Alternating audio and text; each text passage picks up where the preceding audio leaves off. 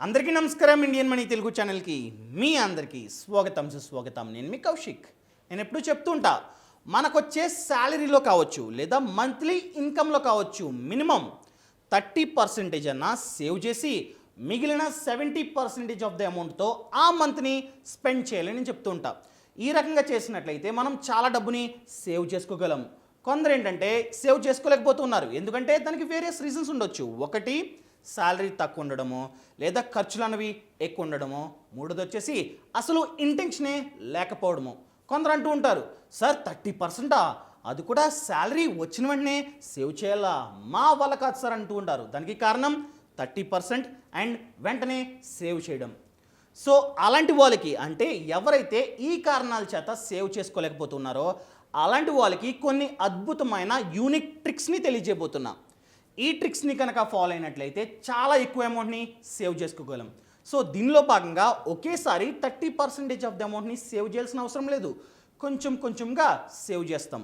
కాకపోతే ఈ ట్రిక్స్ అనేవి కాస్త ఫూలిష్గా ఉంటాయి, అంటే మిమ్మల్ని మీరు కాస్త ఫూలింగ్ చేసుకోవాలన్నమాట. అయినా పర్లా, by the end of the day మనం చాలా డబ్బుని సేవ్ చేస్తాం.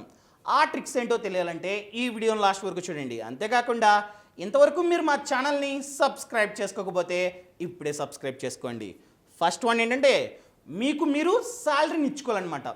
మనం జాబ్ చేస్తాం, శాలరీ వస్తుంది, దానిలో ప్రతి నెల శాలరీ రాగానే మీకంటూ కాస్త శాలరీని కేటాయించుకోవాలి.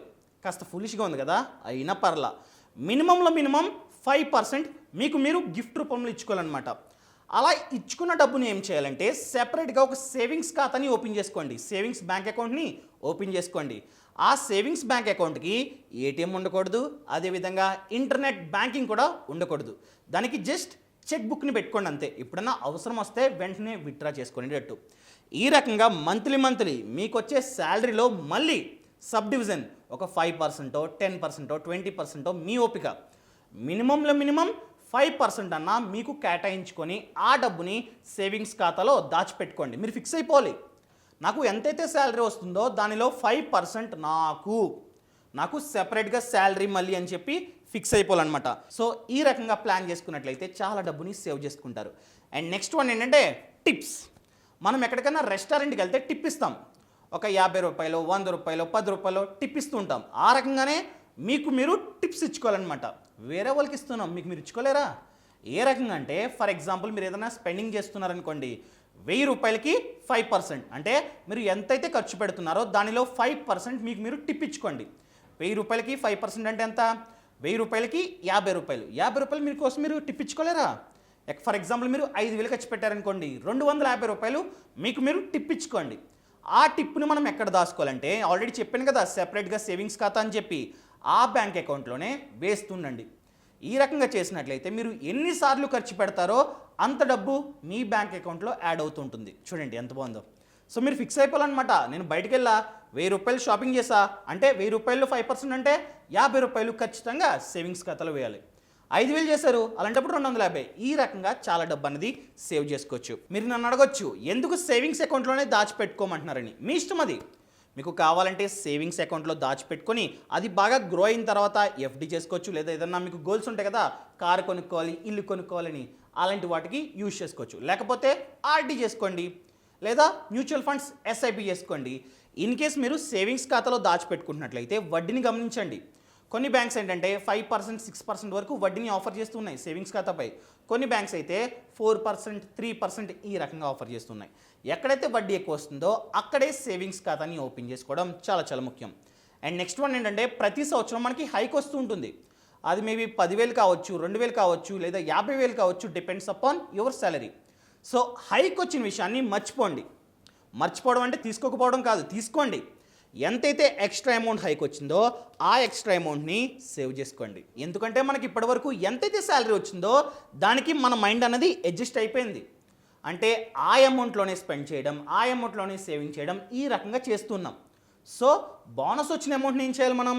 ప్రతి నెల ఎంతైతే ఎక్కువ శాలరీ పెరిగిందో ఆ అమౌంట్ని సేవింగ్ చేసుకుంటూ ఉండండి. 50,000 కావచ్చు, 5,000 కావచ్చు, 100 రూపాయలు కూడా కావచ్చు.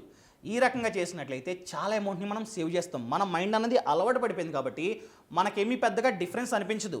ఈ రకంగా చేసుకోవచ్చు. అండ్ నెక్స్ట్ వన్ ఏంటంటే ఈఎంఐస్. మనలో చాలామంది హోమ్ లోనో కార్ లోనో పర్సనల్ లోనో తీసుకొని ఈఎంఐస్ కడుతూ ఉంటాం. అది మేబీ 10,000 కావచ్చు, 20,000 కావచ్చు, 5,000 కావచ్చు.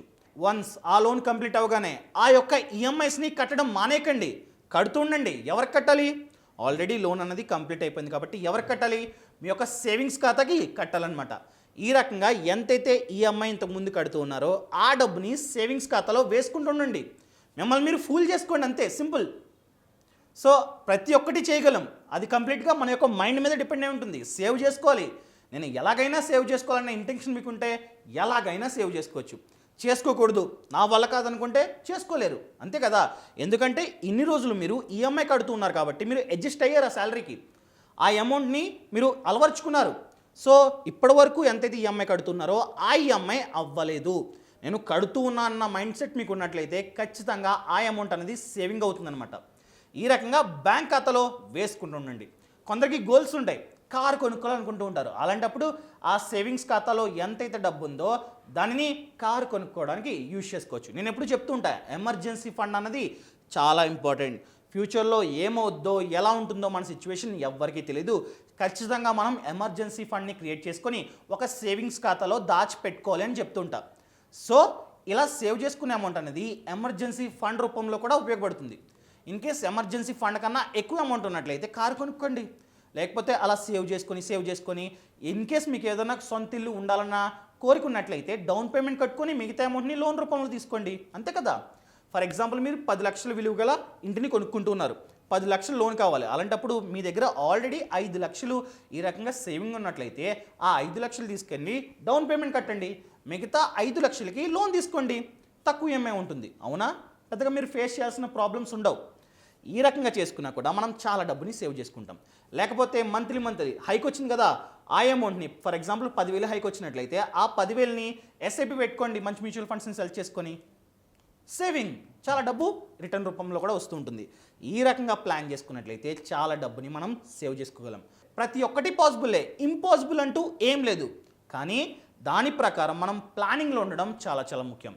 ఈ రకంగా ఫినాన్షియల్ ప్లానింగ్ గురించి మీరు మరిన్ని వివరాలు తెలుసుకోవాలనుకున్నా, లేదా సేవింగ్స్ని ఎలా చేయాలో ఇంకాస్త టిప్స్ని కావాలనుకున్నా, ఇన్వెస్ట్మెంట్ ఎక్కడ చేయాలి, ఫర్ ఎగ్జాంపుల్ మ్యూచువల్ ఫండ్స్లో ఇన్వెస్ట్మెంట్ చేస్తా, మంచి ఫండ్స్ ఏవి కాదు ఎలా ఫైండ్ అవుట్ చేయాలి, లేదా స్టాక్ మార్కెట్లో పెట్టుబడి పెడతా, మంచి స్టాక్స్ ఏవి కాదు, ఫ్యూచర్లో బాగా గ్రో అవడానికి ఎక్కువగా ఛాన్సెస్ ఉన్న స్టాక్స్ ఏంటి, ఇలా ప్రతి ఒక్క విషయాలు మీరు తెలుసుకోవాలనుకుంటే, ఒక్క మాటలో చెప్పాలంటే ఫండమెంటల్ అండ్ టెక్నికల్ అనాలిసిస్ ఎలా చేయాలో తెలుసుకోవాలనుకుంటే మీరు కింద డిస్క్రిప్షన్లో ఒక లింక్ ఇచ్చా, ఆ లింక్ని క్లిక్ చేయగానే ఫినాన్షియల్ ఫ్రీడమ్ యాప్ అన్నది డౌన్లోడ్ అవుతుంది. ఈ యాప్లో 63 కన్నా ఎక్కువ కోర్సులు ఉన్నాయి, ప్రతి ఒక్క దాని గురించి ఉన్నాయి. ప్రెజెంట్ 63, ఒక 6 నెలలు పోయేగా 1000 అన్న ఉండొచ్చు. సో ఈ రకంగా కోర్సెస్ని యాడ్ చేస్తున్నాం. ఖచ్చితంగా ఫినాన్షియల్ ఫ్రీడమ్ యాప్ని డౌన్లోడ్ చేసుకోండి, కింద డిస్క్రిప్షన్లో లింక్ ఉంది. ప్రెజెంట్ ఒక ఆఫర్ కూడా నడుస్తుంది, MARIDI.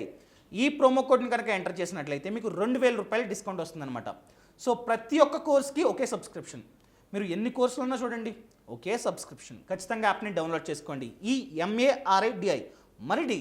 ఈ ప్రోమో కోడ్ని ఎంటర్ చేసినట్లయితే 2,000 రూపాయలు డిస్కౌంట్ వస్తుంది. ఎక్కడ ఎంటర్ చేయాలంటే మీరు యాప్ని డౌన్లోడ్ చేసుకున్న తర్వాత సబ్స్క్రిప్షన్ తీసుకునే సమయంలో రిఫరల్ కోడ్ ఉందా అని అడుగుతుంది, అక్కడ MARIDI ఈ కోడ్ని ఎంటర్ చేసినట్లయితే 2,000 రూపాయలు డిస్కౌంట్ లభిస్తుంది. ఖచ్చితంగా యాప్ని డౌన్లోడ్ చేసుకోండి, చాలా మంచి ఇన్ఫర్మేషన్ ఉంటుంది.